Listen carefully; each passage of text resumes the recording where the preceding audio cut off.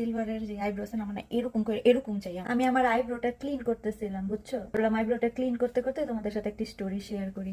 ওটা তো সে গিয়ে স্টোরি শেয়ার করার আগে আরেকটা কথা বলি না, অনেকে জিজ্ঞেস করো বা জানতে চাও আমার আইব্রো কে করে দেয় বা কোথেকে করি। আমার আইব্রো আমারটা আমি নিজেই করি, অনেক লম্বা সময় ধরে। কারণ আমার কাছে মনে হয় আমি যেভাবে চাই আমারটা শুধু আমি বুঝি, তো আমারটা আমি করি। এবং মোস্ট অফ দ্য টাইম আমার সময় হয়ও না, যে যখন আমি ফ্রি থাকি তখন আর সেলুনে যাওয়ার মতো টাইমিং হয় না। সো লং স্টোরি শর্ট, আমারটা আমি নিজেই করি।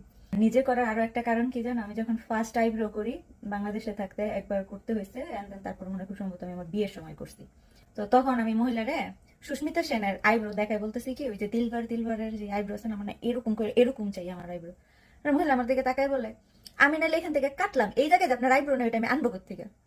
নাও আসলে ও আচ্ছা ঠিক আছে। তো অ্যাজ ইউজুয়াল সবাই যেরকম চাকমা আইব্রো করে দেয় আমার ওইরকমই করে দিছে, কারণ আমার তখন কোনো কিছু করার নাই। ওই জিনিসটা না আমার এখন প্রায় মনে পড়ে। আমি না অনেকবার চেষ্টা করছি যে তোমাদের সাথে এটা শেয়ার করবো করে আর মনে শেয়ার করা হয় না। আমার আইব্রোটা নিয়ে আমার আম্মুও কথা বলতো যে বাকি যে বোন আছে নিশি তানিয়া, ওদের আইব্রো ন্যাচারালি অনেক সুন্দর।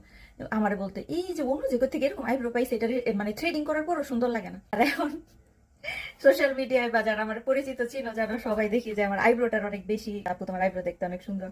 আমার আইব্রো আমি নিজে করি। আর কোন এক সময় যেরকম আইব্রো আমি চাইছিলাম, এটা যখন বলছিলাম যে আমি এরকম চাই, তখন আমার এরকম কথা শুনতে হয়েছে যে আপনার আইব্রো এরকম না, আপনি এরকম এক্সপেকটেশন কেন রাখেন। সো এই নিয়ে মেকআপ কমপ্লিট করি না, আইব্রোটা কমপ্লিট। ফুল মেকআপের ভিডিও তো কোথাও না কোথাও শুন দেখেই ফেলবো। ভালো থাকবে সবাই, আসসালামু আলাইকুম।